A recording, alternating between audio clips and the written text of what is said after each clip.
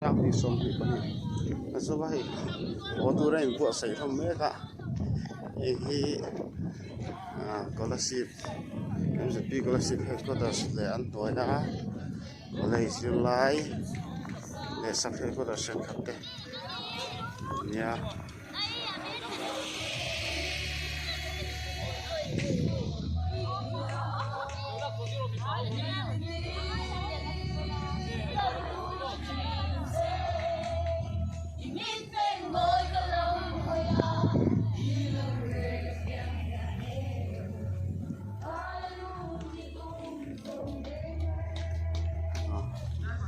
Đồ không có anh chiết sắp sắp nè so trên khẩn sức có làm po ruột đồ pháp mày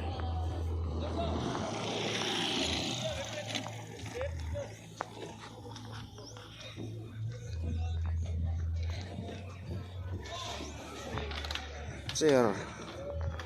phút na ta na man chair hộ tê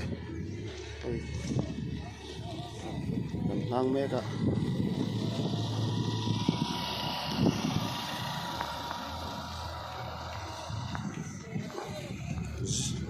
dấu phép xuống ạ dấu thuồng sáng sáng dấu tu dấu nó sang hình đồng bò hay anh thầm nó tệ anh lang tỏa hình một tờ xem hơi này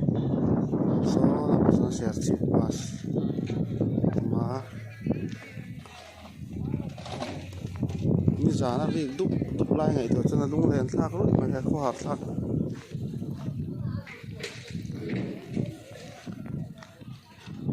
lại hi reception anh nhá medical này reception áp khu tê tê hơi nè hay là mà anh tị lại tê bộ bên hạ nó chăm vàng vâng à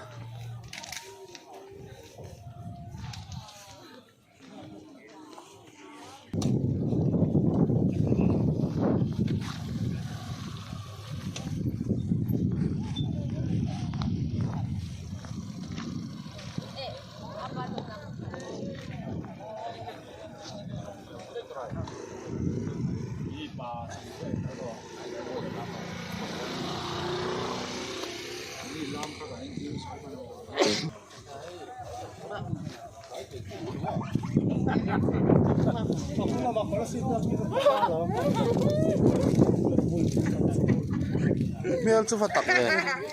các tí chô em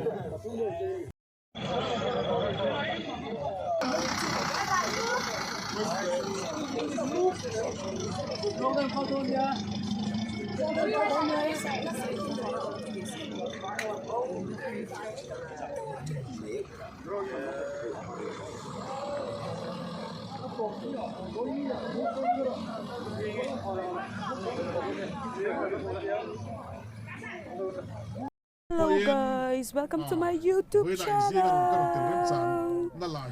Like, share and comment. Sabar ka right. Apatum na chuan